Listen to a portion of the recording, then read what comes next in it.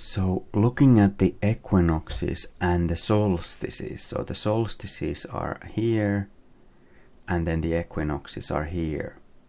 So looking at these, how they look like right now, that's the inner circle, and then how they looked like some 5,000 years ago is on the outer circle.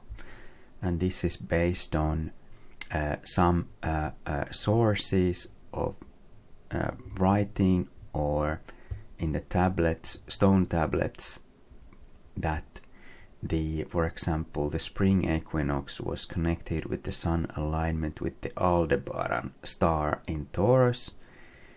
Summer solstice was the Regulus in Leo, and autumn equinox was Antares in Scorpio, and then winter solstice was Fomalhaut in Aquarius.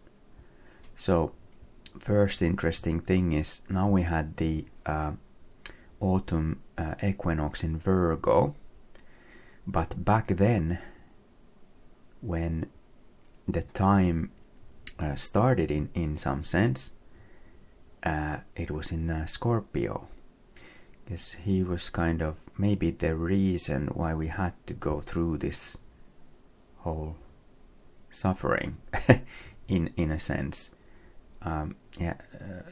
Adversary has a free will. Of course, God knew that. So anyways, so now when we are starting the month of Aquarius, have started, we are right in here. But back then we would have been already at the end of Pisces, near the end of Pisces. So in Adar. And then Nisan would be starting in maybe a week into Aquarius. So then we would be in Nisan. And Nisan 14 would be like mid-Aquarius or something like that. Now, why these wheels have moved during the time is that the signs, these astrological signs, are connected with the astrological ages of the equinoxes and solstices, which gradually shift westward at a rate of 1 degree every 72 years due to precession. And this is from the book The Glory of the Stars by E. Raymond Captain.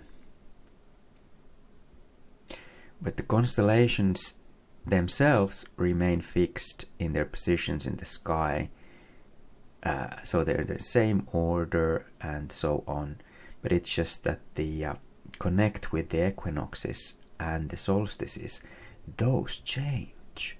So we take the 72 degree years per 1 degree, then the full circle will come in some 25 or 26,000 years.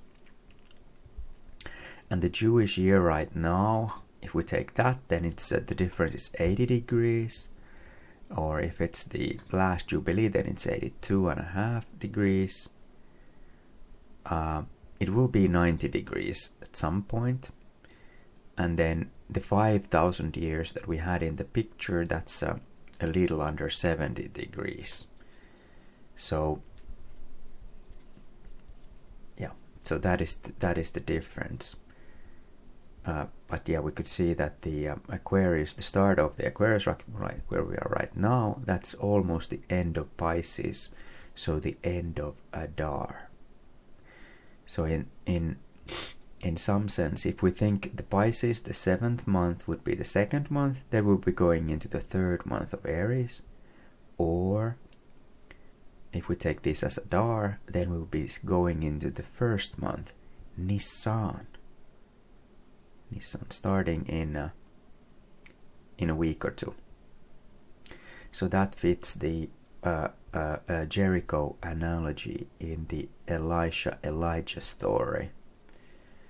And the fact that the Jericho, the Nisan, is at the same time as the last stop, the Jordan moment. That's very, very interesting.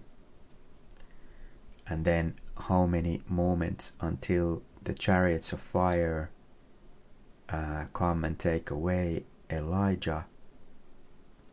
Could that be in this twilight when it goes to Taurus?